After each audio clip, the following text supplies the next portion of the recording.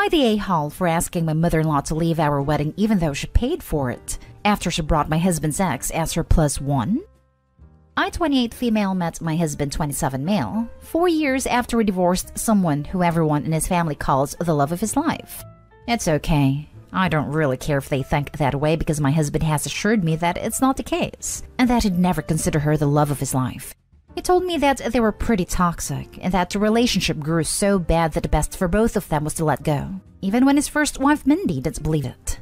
It was pretty hard for me to get accepted into his family, especially for his mother because she was so in love with Mindy and adored her as her daughter-in-law. They were pretty close, and even got depressed after Mindy moved to another state since she didn't want to be near my husband. Time went by and my mother-in-law and I bonded after the traumatic loss of my father-in-law almost 2 years ago. His passing crushed her horribly, and my husband and I tried to be there for her as much as we could since he's their only child. The joy came back to her life after we had our first son, and mother-in-law found a new push to live thanks to him. And even though we didn't become the perfect family, we're close enough to let mother-in-law know that she'll never be alone again. But when the pandemic began, money became tight for us. And after having our baby, my husband and I decided to prioritize our needs. We used what his father left him and some of our savings to buy a house, and decided to have a small celebration after we were legally married. But my mother-in-law said no. She offered to pay for it since she was proud of my husband for doing what was best for our son. At first we said no, because it didn't feel right. But my mother-in-law convinced us, saying that she didn't want to miss the wedding just as her husband did if we ended up taking too long. We made it small and simple because we didn't want to take advantage of her, and we even let my mother-in-law have her way in some decisions. Then when the big day came, she has Mindy by her side, and my husband and I are confused. My mother-in-law approached us and we asked her what was happening. She said that she had invited her to the wedding because it was a special day. My husband said that yes, it was a special day for us, and that Mindy had no business being there, and would appreciate if she left. My mother-in-law looked at me, but I said that I feel the same way. But my mother-in-law got angry, and said that she paid for the wedding and she could invite anyone she wanted. While we both agree, we said that Mindy wasn't really anyone, and that it was the fact that she didn't tell us before, rather than inviting her. Then she said that if Mindy had to go, she'll follow, and my husband said, then do. She ended up saying that she's gonna stay, but that we had to tell Mindy to leave, which my husband gladly did. My mother-in-law spent all the evening mad, and after the wedding, we offered to pay for half of it or even everything if she wanted, but she said that the damage was already done. Now for the top comments. Not day home. I would go no contact with her faster than I could type this comment. Yeah, this just screams narcissistic parenting. This. I suggest you seriously consider if you want to leave your child alone with her. This, interactions about the wedding, give me a bad feeling that she may try to turn your child against you and can communicate and converse. Be wary. She cannot be trusted. Not day home.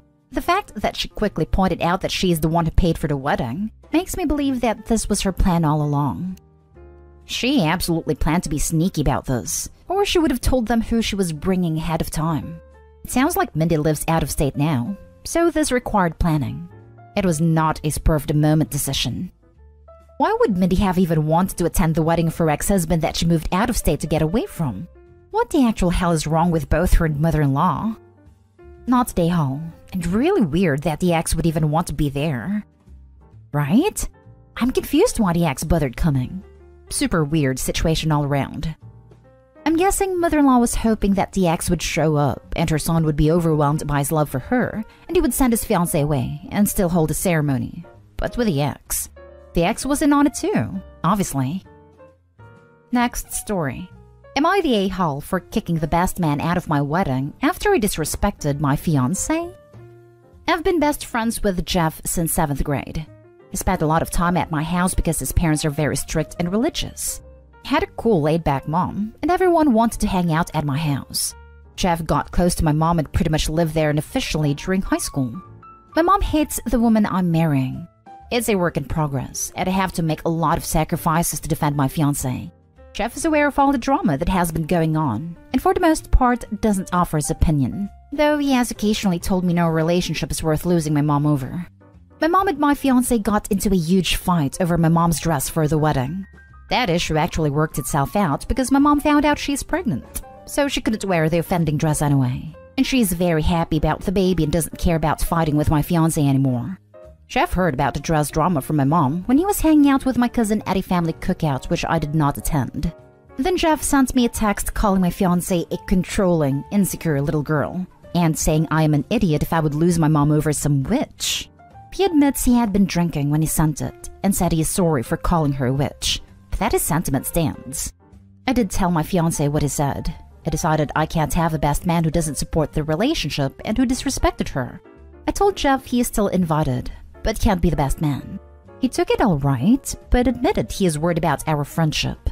My mom told me that I'm a horrible friend and becoming a fake person. She said she would never have a best friend she couldn't be honest with, and she wouldn't marry someone who was so sensitive that she had to protect them from words. Our friend group is pretty split 50-50 on this, so I don't know if I overreacted. Not today, Hall. I mean, there is probably a lot more to the story and why your mom and friend don't like your fiancé, but based on the content of your post, your reaction is justified. What was the issue with the dress? Was it white? Just attaching myself to your comment here because I'd love an answer from Opie. Why do I have the feeling that Jeff is your mom's baby daddy? Could it be so? Info. What was the issue with the dress? What are some specific incidents that have come up between your mom and fiancé? Not today, Hall. Your mom sounds nuts. Your fiancé may be a little immature, but definitely not deserving of what your friend said about her. The dress was too sexy. My mom believes in 100% body autonomy 100% of the time, and doesn't like clothing very much. Always have to be showing some skin. My fiancé said it was attention stealing and inappropriate for a wedding. The issue started pretty early on. My mom is ice cold and somewhat abrasive and refuses to do normal things like make small talk. My fiancé then insinuated that I must not have gone to Disney as a kid because I had a young single mom. But I grew up well off, and we traveled a lot, so my mom didn't like that. Then my mom found out they had the same college degree/major and told my fiancé she wasn't going to make any money. But my fiancé pointed out that my mom makes very good money, but my mom just said she is special and my fiancé doesn't have what it takes. My mom then got a boyfriend and decided she didn't need us and told us how much she hates my fiancé. Then my mom had a surprise wedding without being engaged, and my fiancé thought it was too close to our engagement and called her out. So my mom called her jealous and insecure and said she was mad because her dress cost more than your life. My mom gives a lot of unwanted opinions about what is wrong with our relationship and thinks my fiancé is jealous and controlling because she has some insecurities. And my mom is more along the lines of pointing out women to her husband and talking about threesomes. Then my mom announced she was pregnant at my fiancé's graduation party, obviously on purpose. My fiancé was like, "How are you having a kid? Aren't you 50? Which pissed my mom off because she's 38 and looks a good 10 years younger. So she asked her loudly about if she had gotten a job in the industry yet, knowing she hadn't. Now my mom is bragging about how we have no power over her because she doesn't need our kids because of the baby, and my fiancé feels like my mom is trying to act like it is some do-over family and called her out. Next story is titled, Am I the a-hole for not paying 50% of the rent? I moved in with my boyfriend 4 months ago, and we agreed that I would pay half of the rent and utilities. I'm not on the lease, and the utilities are in my boyfriend's name. We have a 2-bedroom apartment. The second bedroom used as a combo home office for me and music studio for him. Then 3 weeks ago, his brother moved in. I came home from a weekend trip with my sister and found him there. No discussion beforehand. I was pissed. My boyfriend swore it was for a week at most until his brother moved in with a friend. So I spent a week on the living room couch. Well, to no one's surprise, that didn't happen. The friend decided he didn't want the brother to move in, given that the brother doesn't work, doesn't clean up after himself, and is a general jerk. Even my boyfriend admits this about his brother. So I can't say I blame the friend. My boyfriend says he can't kick his brother out when he has no place to go, and begged me to give him a couple of months as I had started packing my things. I reluctantly agreed, and boyfriend ends up moving my desk into the living room, where I have no privacy while I work at his music stuff, into a corner of the bedroom, where we are basically tripping over it so his brother can have a bedroom. I told boyfriend he has 2 months to get his brother out, or I would move out. It gets to the time of the month for me to send money to my boyfriend for bills. I send him 25% of the rent and 33% of the utilities instead of 50% for both. And boyfriend is upset, saying that is not what we agreed on. I told him I also don't agree to live with his brother, and I'm just paying what I feel is fair given that. My thinking is that every apartment I have shared, you pay rent by bedroom and utilities by person. Boyfriend starts freaking out, saying that he can't afford that, and that I agreed to his brother staying. I told him that I agreed to not move out. I did not agree to financially support his brother. He told me that I can't just change our agreement, and I pointed out that he had when he added a third person to the apartment. Boyfriend insists he doesn't have enough money to pay that much, as he's short on money and his old roommate moving out is one of the big reasons I moved in. Boyfriend says that he will end up having to not pay something, and that it will kill his credit when he has been working on rebuilding. He tells me that he is already short because he is having to spend more money on groceries with his brother there, as I flatly refuse to pay for more groceries. Still, I refuse to budge. Boyfriend insists that I'm trying to hurt him financially because I'm angry with him and being petty. I am angry, and I know that I can make bad decisions when I'm mad. However, thinking about it, I don't think I should have to support his brother. Living with 2 other people should cost less than living with 1 other person. However, I'm doubting my own judgment. Am I being petty out of anger? Am I the a-hole for not paying 50% of the rent? Edit.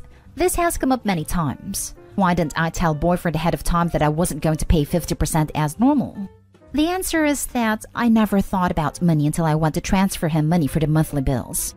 That was the first time I realized that I would be financially supporting the brother if I kept paying 50%, and I decided I wasn't going to do it. Now for the top comments. Not the a-hole. As you say, boyfriend changed the rules without asking you. And you were getting less use out of the apartment because you no longer have a home office in a separate room. You have no privacy in the living room when you are working. Your bedroom is cluttered with the music stuff. You have an extra person using the bathroom, taking showers, etc. In every way possible, your enjoyment of your living space has been reduced. Thank you. That is my reasoning as well. It's not just that, Opie. Your boyfriend was only able to afford to move his brother in because you were paying for half. Your boyfriend would not, otherwise have been able to support his brother entirely. So basically, what he's doing is forcing you to support his brother because he can't himself. I think you need to move out, because this is a much deeper problem than just being blind because of family. Your boyfriend has bad credit and is rebuilding, and yet he allows his brother to stay without contributing? And I understand why he has bad credit. He is incapable of making good financial decisions. And is fighting with you over how much you pay for his brother instead of fighting with his a-hole brother over not paying, / not getting a job at a time when jobs are going begging? OP, if you stay with this dude, his family will be your responsibility for life. Not to mention your boyfriend's poor financial decisions. Reconsider. Not the a-hole. That is what I finally realized when I started to transfer money to boyfriend, which is why I changed the amounts to 25% and 33% instead of 50%. I won't let this happen long term. When I said I would move out if the brother didn't leave in 2 months, not 6 weeks, I meant it. Darling, move out now. No, you're not the a-hole. Your boyfriend is forcing you to support his brother. Everywhere is hiring. This is immature bullcrap. Seriously, get out. That's the key. Opie needs to just move. Opie seems capable if she was packing at first. The boyfriend is both inconsiderate and disrespectful. You don't move extra people in on your girlfriend or roommates. Literally everywhere is hiring. Even if he has to work retail or fast food for a bit, it's something to get back on his feet. Not the a-hole. You breached your agreement the moment to let his brother stay there without even consulting you. Why doesn't brother get a job? There are tons of places hiring, and he can just get his lazy butt out and find one. Because he is lazy. There is nothing physically wrong with him, but he is the youngest child and spoiled rotten. He honestly believes manual labor is beneath him, and he doesn't have the skills to get non-manual jobs. When even his parents got tired of his BS and kicked him out if he didn't get a job, he started couch surfing. Now for the last story. Am I the a-hole for wanting my boyfriend to come support me at the hospital and then being upset that he didn't? I'm 26 female, I'm currently almost 15 weeks pregnant. Just under 3 weeks ago, I started bleeding fairly heavily while at work and had to go to the ER. I drove myself and called my 24 male boyfriend over and over on the drive to the hospital. It took about 7 calls before he answered because he was playing a video game with his friends. I asked if I could pick him up because our apartment is on the way, but he told me to go straight to the hospital, so I did. Once I got there, I had to stay for a few hours. Our boss, we work at the same place, was worried and called me to check on me and ask if he wanted her to go pick him up and bring him to me. I called him and asked, but he said no because he didn't want to make her do that. I told him she was offering, but he still said no. He stayed on the phone with me for a little bit, but was still playing with his friends and was pretty distracted. My phone ended up dying, and I spent the last 2 hours there alone, terrified I was losing my baby, and being told to stop crying by the nurses because I was going to stress baby out. When they finally discharged me, I had to drive myself home. When I got home, I told him I was upset that he left me alone with no support like that. He argued that he didn't have a way there. I reminded him about our boss offering, and that's when he told me that I was ignoring his fear of hospitals and doctors, and it was unfair that I expected him to just get over it to come sit with me. Then he said the next time he sees a big spider, he's going to push me to it and tell me to get over it. Part of me thinks he should have been there for me and our child, but part of me feels like maybe he's right and I was being inconsiderate of his feelings. Am I the a-hole? Not the a-hole. Just be aware he will not change once baby is born. You're gonna be in for a whole lot more poor behavior on his part. He'll be off playing Monster Hunter while she's in labor. Irrelevant, but that was actually the game he was playing while I was in the ER. Monster Hunter literally almost ruined my, very new, marriage. My husband plays tons of video games, but for some reason, that was the one that caused me to stop existing. Husband is not allowed to get the new one, and quite frankly doesn't want it because of that. This is horrific and so sad. The last part about a spider really shows his character. Honestly, he sounds absolutely horrible, and a bad person to be around whilst pregnant. I think you should leave him.